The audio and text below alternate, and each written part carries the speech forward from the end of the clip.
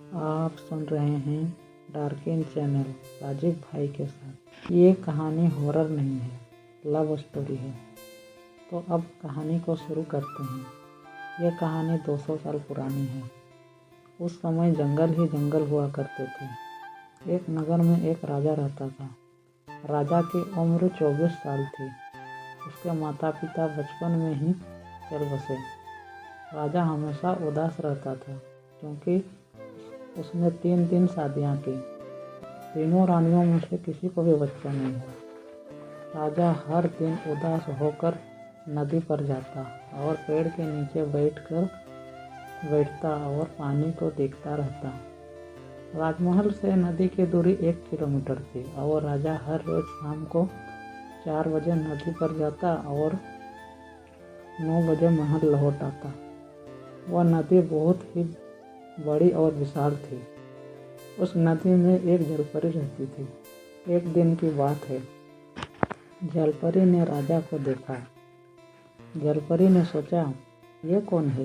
इतना सुंदर, इतना हैंडसम, और ये उदास क्यों है? जलपरी ने सोचा, चलो इससे बात करते हैं, इससे पूछते हैं ये उदास क्यों है।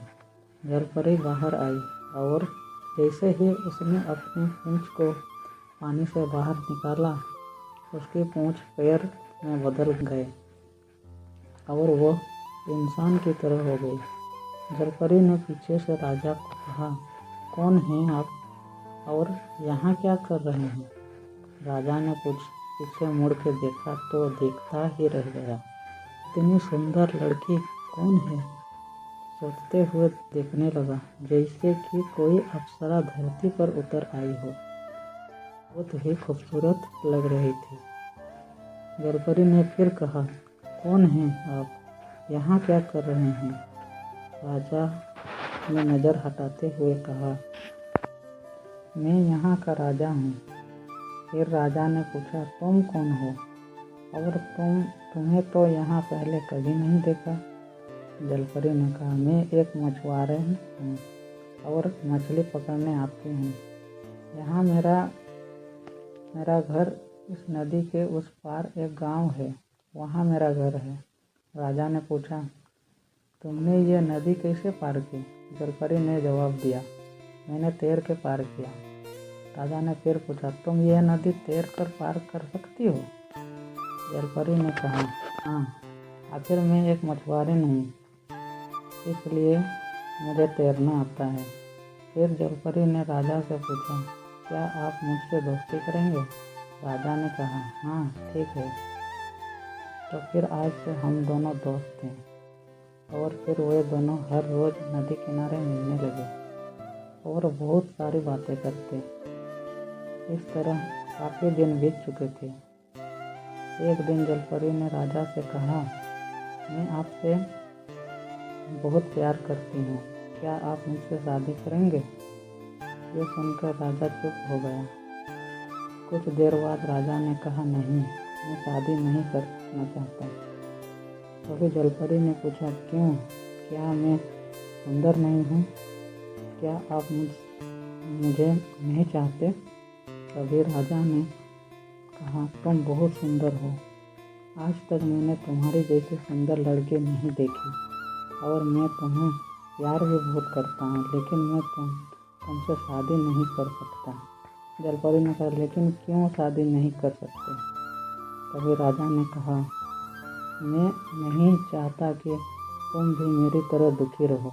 मैंने 3 शादियाँ की, लेकिन मुझे एक भी बच्चा नहीं हुआ। इस कारण मैं शादी नहीं करना चाहता। जलपरी ने समझाते हुए कहा, बच्चा देना ना देना ये तो भगवान के हाथ में है, हमारे हाथ में थोड़े ना है। मैं आपसे बहुत प्यार करती हूँ, ना मत कीजिए। आप अगर नहीं बोलेंगे तो मैं मर जाऊँगी। राजा ने कहा, ठीक है, मुझे सोचने के लिए कुछ वक्त दो। जलपरी ने कहा, ठीक है, तो कल मिलेंगे। मैं अब चलती हूँ, रात काफ़ी हो चुकी है। राजा ने कहा, ठीक है, और महल की ओर वो भी चल दिया।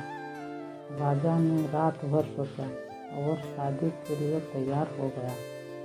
अगली शाम राजा 2 फूलमाला, सिंदूर और मंगलसूत्र लेकर नदी पर पहुंच गया। जलपरी भी वहां पहुंच चुकी थी। उन दोनों ने एक दूसरे को फूलमाला पहनाया और राजा ने सिंदूर और मंगलसूत्र भी पहनाया। अब वे दोनों एक हो चुके थे। अब राजा हर रोज देरी से महल जाता और कभी कभी 11 बजे, कभी कभी 12 बजे। इस तरह वे दोनों हर रोज मिलते थे।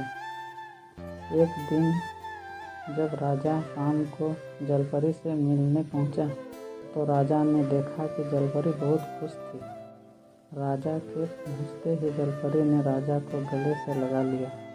राजा ने पूछा, क्या बात है, तुम आज बहुत खुश हो? जलपरी ने कहा, आप बाप बनने वाले हो, मैं प्रेग्नेंट हूँ। राजा ने यह सुनकर जोर से अपनी ओर खींचा और सीने से लगा लिया और कहा, क्या तुम सच बोल रही हो? जलपरी ने कहा, हाँ, मैं सच बोल रही हूँ। राजा की खुशी का ठिकाना नहीं रहा। वह बहुत खुश था। तभी जलपरी ने कहा, मैंने आपसे एक बात छुपाई है। तभी राजा ने कहा, कौन सी बात? जलपरी ने कहा, मैं एक जलपरी हूँ और मेरा घर इसी पानी में है। मैं सच्चाई बताने से डरती थी कि कहीं आप मुझे छोड़ तो नहीं दोगे बोल के, लेकिन आज थोड़ी सी हिम्मत करके बता रही हूँ। राजा ने मुस्कुराते हुए कहा, तुम जलपरी हो, ये मैं जानता हूँ। मैंने तुम्हें एक दिन जलपरी से इंसान बनते देख लिया था। यह सुनकर जलपरी ने जोर से गले लगाते हुए चूम लिया और कहा, आपको सब कुछ पता था? राजा ने कहा, हाँ, मुझे पता था। ये सब बात करते हुए रात के 11 बज चुके थे। राजा ने कहा, रात बहुत हो चुकी है, मैं अब चलता हूँ, कल फिर मैं मिलने आऊँगा। जलपरी ने कहा, ठीक है, जाइए। इस तरह करते हुए 9 महीने बीत चुके थे। अब जलपरी को बच्चा हुआ, वो भी लड़का। जलपरी बच्चे को बार बार पानी में डुबा कर देख रही थी कि बच्चा पानी में सांस ले पा रहा कि नहीं, लेकिन बच्चा पानी में सांस नहीं ले पा रहा था। तो जलपरी ने नदी किनारे बैठकर राजा का इंतजार करने लगी। राजा 4 बजे नदी पर आया।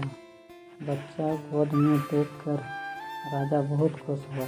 जलपरी ने बच्चे को गोद में लेते हुए कहा, ये लीजिए हमारा बच्चा, मैं इसे अपने साथ नहीं रख सकती।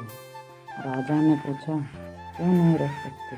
तो जलपरी ने कहा, यह बच्चा पानी के अंदर सांस नहीं ले पा रहा है, आप इसकी देखभाल अच्छे से कीजिएगा। राजा ने कहा, इसे तो मैं अपने सीने से लगा कर रखूँगा, ये मेरा वादा है। इसे वो सब सुख दूंगा जो इसे मिलना चाहिए। आगे चलकर यही राजा बनेगा और मेरा वंश को आगे बढ़ाएगा। ये बोलकर बच्चे को अपने महल ले आया। बच्चा इतना सुंदर था कि किसी की नज़र नहीं हट रही थी। उस बच्चे को इतना प्यार करते देख तीनों रानियां गुस्से से पागल हुए जा रही थी। राजा एक पल के लिए भी बच्चे को अपने से दूर नहीं होने देता और शाम के समय राजा बच्चे को अपनी माँ से मिलाने के लिए ले जाता। जलपरी बच्चे को बहुत प्यार करती और अपना दूध पिलाती और राजा को सौंप देती। अब काफ़ी दिन हो चुके थे। बच्चा थोड़ा थोड़ा खड़ा होने लगता था। एक दिन की बात है जब राजा को काम से बाहर जाना था और वो बच्चे को साथ नहीं ले जा सकता था, तो बच्चे की जिम्मेदारी तीनों रानियों को दी और कहा, इस बच्चे का ख्याल रखना, ये तुम तीनों का भी बेटा है।